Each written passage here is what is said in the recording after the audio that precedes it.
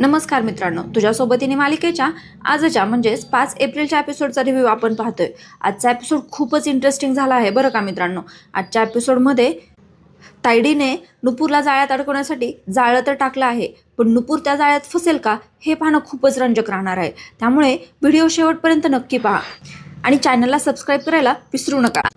आता तायडीने पैशाने भरलेली बॅग नुपूरच्या समोर ठेवलेली असते आणि ती तिला म्हणत असते ही कॅश पेमेंट घेऊन तुला लोकेशनवरती जायचं आहे, कारण तिकडे आपल्याला सर्वांना कॅश पेमेंट करायचं आहे। आणि नुपूर मात्र थोडीशी गोंधळलेली असते, घाबरलेली असते आणि नुपूर म्हणत असते तिला की मॅम एवढी मोठी जबाबदारी आणि माझ्यावरच का बरं? आणि तायडी म्हणते नाही, मला हे काम तुला द्यायचंच नव्हतं, पण कॅशची अरेंजमेंट थोडीशी उशिरा झाली आणि आता ऑफिसमध्ये कोणीच राहिलं नाही, तूच आहेस फक्त, त्यामुळे जाताना घेऊन जा बॅग। आणि नुपूर मात्र काम करण्यासाठी नकोच म्हणत असते। ती म्हणत असते सॉरी मॅम, प्लीज हे काम मला नका देऊ, दुसरं कोणाला तरी द्या। आणि आता तायडी म्हणते ही माझी ऑर्डर आहे।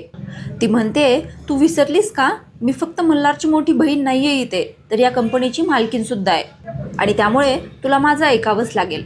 आता नुपूर म्हणते लक्षात आहे माझ्या मॅम, आणि मी सुद्धा फक्त किचनची हेड शेफ आहे आणि हे तुम्ही विसरताय।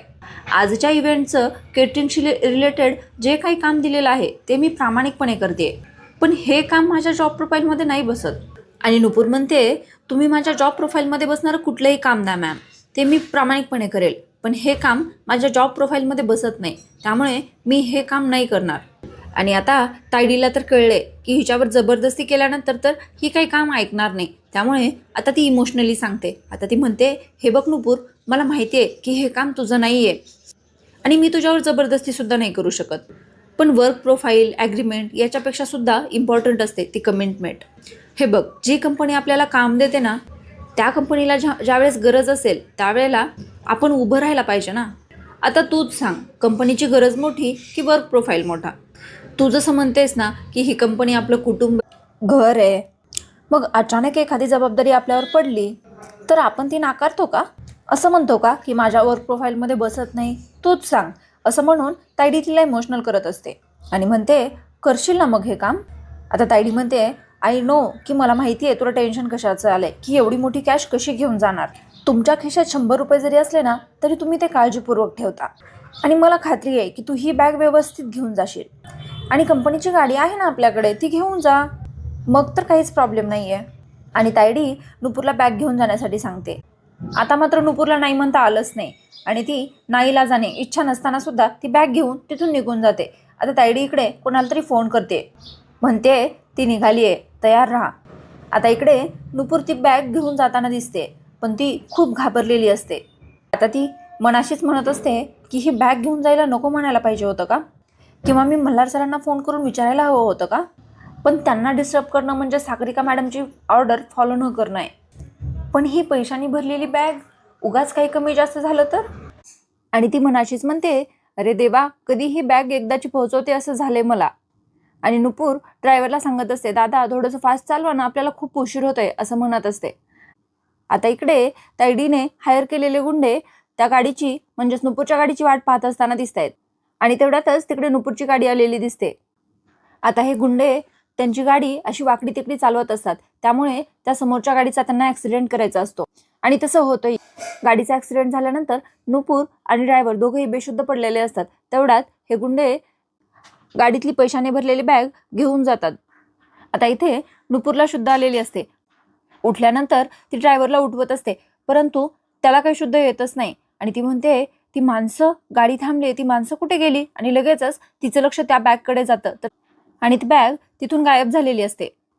आता नुपूर खूप घाबरलेली असते, ती गाडीतून उतरते, गाडीमध्ये सगळीकडे ती बॅग शोधते, पण तिला काही सापडतच नाही, आणि खाली उतरूनही ती खूप घाबरलेली असते। ती म्हणते बॅग कुठे गेली, त्यात एवढे पैसे होते, आता नुकसान भरपाई कशी करू मी, काय करू, कोणाला फोन लावू, असं म्हणतच असते। तेवढ्यातच तिच्या लक्षात येतं मल्हारला फोन लावायला, आणि तिने मल्हारला फोन लावते। आता तिकडे मल्हार आलेला दिसतोय, मल्हार, दीप आणि आणखी 2 जण आलेले असतात। आता ते सगळेजण मिळून ड्रायव्हरला गाडीच्या बाहेर काढतात, आणि दीप मल्हारला म्हणतो मल्हार यांना खूप लागले, मी हॉस्पिटलमध्ये घेऊन जातो, आणि मल्हारही ठीक आहे म्हणतो। त्यानंतर दीप त्या ड्रायव्हरला हॉस्पिटलमध्ये घेऊन जातो। आता इकडे नुपूर मात्र खूप घाबरलेली असते, मल्हार तिची विचारपूस करत असतो। मल्हार म्हणतोय मिस नुपूर, तुम्ही ठीक आहात ना, की तुम्हाला पण जायचं हॉस्पिटलला? आणि त्यानंतर नुपूर मात्र घाबरत म्हणते, नको सर, सर मला हे कळलंच नाही की हे कधी झालं, कसं घडलं, केव्हा घडलं. मी खूप घाबरली आहे सर, मला खरंच कळलं नाही. आणि हो सर, या ड्रायव्हर दादांची काही चूक नाही आहे बरं का, त्यांनी खूप प्रयत्न केला गाडी कंट्रोल करायचा, पण ती अचानक ती 2 माणसं कुठून आली काय माहिती, काही कळलंच नाही. आणि त्यानंतर मल्हार नुपूरला विचारतोय, कोण 2 माणसं? आणि नुपूर सांगते, ती लाल रंगाची गाडी होती आणि ती माणसं आपल्या गाडीच्या समोर अशी झिगझॅग झिगझॅग गाडी चालवत होते. आणि एका पॉइंटला ते माणसं गाडीच्या अगदी समोर आले आणि ड्रायव्हर दादांनी लेफ्ट घेतला आणि त्या खांबाला गाडी आपटली. आणि त्यानंतर आम्ही दोघेही बेशुद्ध झालो.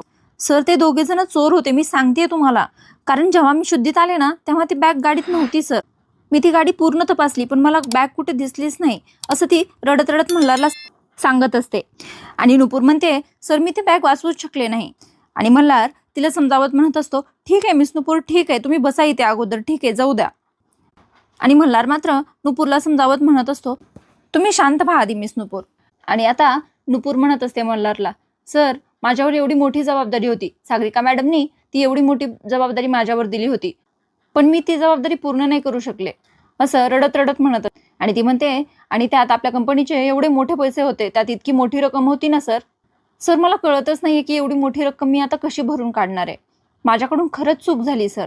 हे सगळं ती रडत रडत म्हणतच असते. आणि मल्हार तिला समजावत म्हणत असतो, मिस नुपूर ठीक आहे, जाऊ द्या. आणि नुपूर म्हणते, हे ना मी करायलाच पाहिजे नव्हतं सर, मला जाणवलं होतं की नक्की काहीतरी गडबड होणार आहे, मी तेव्हाच थांबायला हवं होतं सर.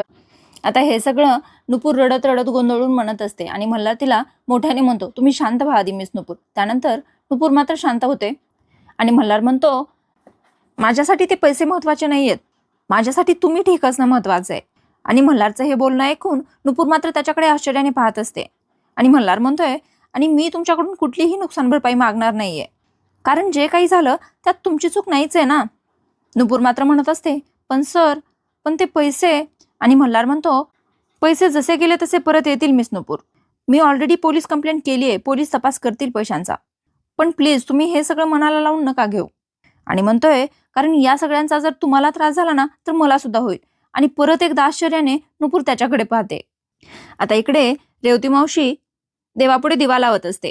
तेवढ्यातच तिथे जिया येते आणि जिया म्हणते, मम्मा अगं संध्याकाळ व्हायची अजून, तू आत्ताच का दिवा लावतेस? तर रेवती मावशी म्हणते, वेडाबाई, अगं देवाचे आभार मानताना वेळ पाहायचा नसतो. त्यावर जिया म्हणते, अगं कशासाठी आभार मानतेस ते तरी सांग. आणि त्यानंतर रेवती मावशीला पूजेच्या वेळी झालेल्या सगळ्या गोष्टी आठवत असतात. तिकडे तायडी म्हणत असते मल्हारला, अरे मान्य आहे तिचा हेतू चांगला होता, पण तिच्या हातूनही चूक होऊच शकते ना. आणि त्यावर मल्हार म्हणतोय, नाही तायडे, मिस नुपूर कधीच चुकू नाहीत शकत. त्यानंतर नुपूर पाळणा हलवत असताना मीनाचा तिला धक्का लागलेला दिसतोय आणि तिचा तोल जाऊन ते हातातला पाळण्याचा दोर खाली पडणारच असतो. तेवढ्यातच मल्हारने पकडलेला असतो आणि त्या दोघांनी नंतर पाळणा हलवलेला दिसतोय. आणि त्यावर गुरुजी म्हणतायत, राम इच्छाप्रमाणे, बहुतेक त्याच्या म्हणी असावं की तुम्ही दोघांनी मिळून कार्य करावं, आता दोघांनी मिळून पाळणा झुलवा बरं. हे सगळं गुरुजी म्हणताना रेवती मावशीला आठवलेलं दिसते. आणि त्यानंतर इकडे गाडीमध्ये तायडी म्हणत असते जियाला, मल्हारच्या आयुष्यात काय घडून गेले हे वेगळं सांगायला हवं का तुला, असा विषय निघाल्यावर त्याला किती त्रास होतो माहितीये का तुला. आणि त्यानंतर मल्हार म्हणलेला दिसतोय की मला नाही त्रास होत आता, त्यातर मी विचारच नाही करत त्याचा. आणि हे सगळं रेवती मावशीला आठवताना तिच्या चेहऱ्यावर आनंद दिसतोय आणि ती विचारात हरवलेली असते. तेवढ्यातच जिया तिला हलवत म्हणते, अम्मा कुठं हरवलीस? त्यावर रेवती मावशी म्हणते, जिया तुला तर माहितीच आहे ना, गेल्या वर्षी त्या संजनामुळे मल्हारला जो चटका बसला त्यामुळे माझ्या मल्हारने आयुष्य जगायचं सोडून दिलं होतं. अगं फक्त काम, ऑफिस आणि घर यातच स्वतःला गुंतवून घेतलं होतं. मी त्याला समजावण्याचा खूप प्रयत्न केला होता, त्यावेळी मी काय नसेल केलं त्याच्यासाठी, व्रत, वैकल्य, पूजा, पाठ, नवस सगळं काही केलं, पण त्याचा काही उपयोग झाला नाही. मी तर तेव्हा आशाच सोडून दिली होती बघ.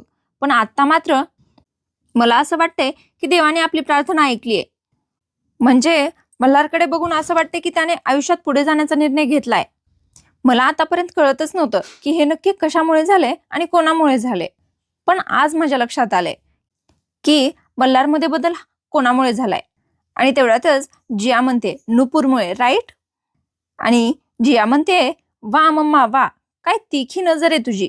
अगं केव्हापासून मी सुद्धा हेच सांगण्याचा प्रयत्न करत होते आणि आता फायनली तुला कळलेलं आहे आणि आता त्यावर रेवती मावशी म्हणते, अगं मग मी काय म्हणते, मी आता मल्हारशी बोलू का या बाबतीत? म्हणजे आपल्या मनात जे आहे तेच त्याच्या मनात असेल का? आणि जिया म्हणते, हे बघ, मला तर पक्की खात्री आहे की ब्रोला नुपूर आवडते. हा आता प्रेमात वगैरे पडलाय का नाही हे माहिती नाही, पण आवडते हे मात्र कन्फर्म आहे. आणि ती म्हणते, आणि तसं नसेलच तर आपण दोघी मिळून किमान सुरुवात तरी करून देऊ ना, काय वाटतं तुला? आणि त्यावर रेवती मावशी म्हणते, ठीक आहे, मग योग्य वेळ बघू आणि मी बोलते त्याच्याशी या बाबतीत. आणि दोघी जणी म्हणतायत, सो पुन्हा एकदा मल्हार मॅरेज मिशन सुरू, असं म्हणून त्या एकमेकांच्या हातावर टाळ्या देत आहेत आणि खूप खुश होत आहेत. आता इकडे पोलीस चौकशीसाठी आलेले असतात. तिथे सगळेच असतात, तायडी, नुपूर, मल्हार, दीप, ड्रायव्हर असे सगळेच असतात. आता ते पोलीस खूपच स्ट्रिक्ट दिसत आहेत. ते म्हणत असतात, इतके मोठे व्यवहार कॅशमध्ये करायचेच कशाला? आणि त्यावर मल्हार म्हणतोय, सर आम्ही नेहमी कॅशमध्ये व्यवहार नाही करत, यावेळी व्हेंडरची तशी डिमांड होती त्यामुळे कॅशमध्ये व्यवहार केला. आणि सध्याची परिस्थिती माहिती आहे तुम्हाला, कॅश, लेबर सगळ्यांचाच प्रॉब्लेम सुरू आहे आणि अशा परिस्थितीमध्ये सगळेजणच कॅश प्रेफर करतात. आणि नंतर ते पोलीस म्हणतायत, म्हणजे तुमचा व्हेंडरवर संशय नाही आहे तर करेक्ट? आणि मल्हार मांडो लावून हो म्हणतच असतो. तेवढ्यातच तायडी म्हणते, साहेब आम्ही कायद्याच्या चौकटीत राहून याआधी सुद्धा असे व्यवहार केलेले आहेत, पण चोरी मात्र पहिल्यांदाच झाली आहे. आणि पोलीस तायडीला विचारतो, दरवेळी कॅश नुपूरच घेऊन जाते का? आणि तायडी म्हणते, नाही, पहिल्यांदाच गेली होती, ती नवीन एम्प्लॉई आहे, मीच पाठवलं होतं तिला. म्हणजे स्टाफमध्ये सगळेच निघून गेलेले होते त्यामुळे मीच तिला म्हणाले जाऊन पैसे देऊ नये म्हणून. आणि संशयाने म्हणते, नेमकी आजच्याच दिवशी चोरी कशी झाली हे नाही कळलं नेमकं. आता हे पोलीस नुपूरला प्रश्न विचारत असतात आणि म्हणतात, काय नाव म्हणालात तुमचं? आणि नुपूर काही बोलणार तेवढ्यातच मल्हार म्हणतो, नुपूर सावंत. आणि तो पोलीस मल्हारकडे हात करत म्हणतोय की आम्ही बोलू का? आणि नुपूरला म्हणतात, सो मिस नुपूर सावंत. आणि मल्हारकडे तोंड करून म्हणतात, करेक्ट ना? आता ते नुपूरला म्हणतायत तर, आणि ते असं म्हणतात तोपर्यंतच नुपूर बोलायला लागते, मी काही नाही केलंय, आमची गाडी जात होती आणि तेवढ्यातच समोरून 2 बाईकवाले आले आणि त्यामुळे आमचा ॲक्सिडेंट झाला आणि त्यानंतर ती बॅग गायब झाली. आता नुपूर बोलते तेवढ्यातच ते पोलीस म्हणतायत, मी प्रश्न विचारला का तुम्हाला? मग कशाचं उत्तर देत आहे? आता इकडे नुपूर मात्र खूप घाबरलेली असते. ती मल्हारकडे पाहते आणि मल्हार असं इशाऱ्यानेच तिला रिलॅक्स असं म्हणत असतो. आणि नुपूर मल्हारकडे बघत असते तर ते पोलीस म्हणतात, इकडे बघा, इकडे, दुसरीकडे बघितलेलं मला आवडत नाही, इथे काय काम करता असं विचारतात. आणि नुपूर घाबरून म्हणते, मी इथे हेड शेफ आहे. आणि ते पोलीस तिला म्हणतायत, घरी पैशाची अडचण आहे का? आणि नुपूर काय म्हणणार तेवढ्यातच मल्हार म्हणतोय, सर प्लीज हा प्रश्न तुम्ही नुपूरला विचारू नका. आणि पोलीस रागाने म्हणतायत, मला माझी प्रोसिजर कंप्लीट करू द्या. आणि त्यानंतर ते नुपूरला प्रश्न विचारायला घेतात. ते म्हणतायत, सो सांगा आता, ते काय गाडी चालली होती आणि समोरून कोणी आलं ते सांगा. आणि नुपूर हे सगळं सांगतच असते. तेवढ्यातच पोलीस तिला विचारतात, गाडी दिसली का? आणि नुपूर म्हणते, हो बघितलं ना, म्हणजे ते बऱ्याच जवळून गेले त्यामुळे मागे बसलेल्या माणसाचा चेहरा मी अगदी स्पष्ट पाहिला. आणि त्यावर ते पोलीस म्हणतायत, ओळखाल का त्यांना? आणि विचारतात, स्टाफमधलं कोणी आहे का? आणि नुपूर मांडो लावून नाही असं म्हणते. तर ते पोलीस म्हणतायत, मग अनोळखी माणसाला, तेही चोराला, इतकं लक्षात ठेवलं, वा. हे सगळं ते पोलीस संशयाने म्हणत असतात. आणि ते नुपूरला विचारतायत, तुम्ही इतके पैसे घेऊन चाललात हे कोणाला माहिती होतं का किंवा तुम्ही कोणाला सांगितलं होतं का? त्यावर नुपूर म्हणते, नाही सर, मी कोणाला का सांगू? आणि त्यावर ते पोलीस म्हणतायत, नाही कसं आहे ना, अशा केसेसमध्ये जनरली चोरीपेक्षा चोरीचा बनाव जास्त असतो. आणि लगेच तायडी म्हणते, हो साहेब, अशा काही केसेस पाहिले आहेत मी. आणि नुपूर मात्र आता खूप घाबरलेली असते. ती उठते आणि म्हणते, सर म्हणजे तुम्हाला काय म्हणायचंय, मी चोरी केली आहे का? आणि तेवढ्यातच मल्हार म्हणत असतो, सर प्लीज. ते पोलीस म्हणतायत, मी फक्त शंका दाखवली. कसं आहे ना मल्हार साहेब, मिस नुपूर एवढी मोठी रक्कम घेऊन निघाल्यात हे फक्त 2 व्यक्तींना माहिती होतं, सागरिका मॅडम आणि नुपूर सावंत. आणि नुपूरकडे येऊन म्हणतो, आता नुपूर सावंत सागरिका मॅडम स्वतःचेच पैसे का चोरतील? आणि तायडीकडे बघत म्हणतो, करेक्ट ना? आणि तेवढ्यातच मल्हार म्हणतो, पण मिस नुपूर सुद्धा नाही करणार चोरी. आणि ते पोलीस नुपूरला म्हणतायत, मी तुम्हाला प्रश्न विचारला तर हे उत्तर का देतायत? आणि मल्हारकडे बघून म्हणता, एवढा विश्वास? आणि मल्हार लगेच म्हणतो, हो स्वतःपेक्षा जास्त आहे. आणि ते पोलीस म्हणतात, मग बाकी स्टाफचं काय? तर मल्हार म्हणतोय, माझ्या स्टाफवर पूर्ण विश्वास आहे. मला खात्री आहे की ही चोरी माझ्या ऑफिसमधल्या कोणीही केलेली नाहीये. हे कुठल्या तरी बाहेरच्या माणसाचं काम आहे. आणि आता त्याच्यापर्यंत कॅश बद्दलची माहिती कशी पोहोचली हे शोधणं तुमचं काम आहे. आणि ते पोलीस रागाने मल्हारला म्हणतात, थँक्स मला माझं काम सांगून दिल्याबद्दल. आता ते काम आम्ही आमच्या पद्धतीने करू. आणि त्यानंतर तो पोलीस त्या कॉन्स्टेबलला सांगत असतो, जिकडे चोरी झाली ती जागा नीट स्कॅन करा. जवळपास कुठे CCTV कॅमेराज असतील तर त्याचे फुटेजेस काढा. ड्रायव्हर हॉस्पिटलमध्ये ॲडमिट आहे त्याचं स्टेटमेंट घ्या आणि त्याच्या स्टेटमेंटसोबत नुपूरचं स्टेटमेंट मॅच होतंय का ते पहा. आणि नुपूर सावंतच्या घराची झडती घ्या. आणि हां, 2 जण मला लागतील. मिस नुपूर यांच्या घराची झडती घ्यायची आहे. त्यानंतर नुपूर घाबरून म्हणते, झडती? आता मल्हार त्या पोलिसांना म्हणतोय, सर तुम्ही हे असं नाही करू शकत, हे चुकीचं आहे. आणि आता ते पोलीस म्हणतायत, मल्हार साहेब प्लीज, तुम्ही मला सांगितलं होतं की तुमच्या पद्धतीने काम करा आणि आता मी माझ्या पद्धतीने काम करतोय. आणि आमच्या नजरेमध्ये नुपूर सावंत या प्राईम सस्पेक्ट आहेत आणि त्यांच्या घराची झडती घेणं हा आमच्या प्रोसिजरचा भाग आहे. So please let me do my job. आणि मल्हार म्हणतोय, पण माझा संशय नाही आहे त्यांच्यावर. आणि हे पोलीस म्हणतायत, मी आता तुमच्या अंदाजावर अवलंबून राहू की माझ्या इन्व्हेस्टिगेशनवर. आणि मल्हार त्यांना कन्व्हिन्स करत असतो झडती नाही घेण्यासाठी. पण तेवढ्यातच तायडी इकडे येते आणि तायडी म्हणते, मल्हार हे बघ, आपल्याला माहिती आहे नुपूर निर्दोष आहे, पण त्यांना सुद्धा हे पटू दे ना. आणि अरे 8 लाख चोरीला गेलेत, छोटी अमाऊंट नाहीये, आपल्याला ती परत सुद्धा हवी आहे. सो त्यांना जसं इन्व्हेस्टिगेशन करायचंय तसं करू दे. आणि मला खात्री आहे नुपूर या गोष्टीसाठी नाही म्हणणारच नाही. आणि त्यानंतर ते पोलीस नुपूरला म्हणतायत, सो मिस नुपूर चालायचं का? आणि इथेच आपल्याला हा आजचा भाग संपलेला दाखवला आहे. आता उद्याच्या भागाच्या प्रोमोमध्ये पोलीस, मल्हार, तायडी हे सगळेजण नुपूरच्या घरी गेलेले असतात आणि पोलीस नुपूरच्या घराची झडती घेत असतात. आणि तिकडे पोलिसांना ते पैसे सापडलेले असतात.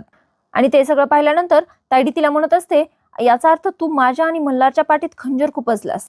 आणि पोलीस सुद्धा मल्हारला म्हणत असतात, स्वतःवर जेवढा विश्वास नाही तेवढा मिस नुपूरवर होता तुमचा, तेच चुकलं बहुतेक तुमचं. आणि ते कॉन्स्टेबल नुपूरला अरेस्ट करताना दिसत आहेत. आता या सगळ्या गोष्टी नुपूरच्या आयुष्यात, तिच्या करिअरमध्ये कोणता नवीन गोंधळ घालणार आणि मल्हार तिला जेलमध्ये जाण्यापासून वाचवणार का आणि त्या पैशांचं खरं सत्य उघडणार का, हे पाहणं खूपच रंजक ठरणार आहे. आजचा एपिसोड खूपच छान झाला आहे बरं का मित्रांनो, खूपच ट्विस्ट आले आहेत. त्यामुळे तुम्ही टीव्हीवर नक्की पहा. आणि उद्याच्या एपिसोडचा रिव्ह्यू सगळ्यात आधी पाहण्यासाठी चॅनलला सबस्क्राईब मात्र नक्की करा. व्हिडिओ आवडला असल्यास लाईक करा आणि आजच्या भागाचा रिव्ह्यू माझ्या आवाजात कसा वाटला हे कमेंटमध्ये नक्की सांगा. चला तर मग मित्रांनो, उद्या भेटूया.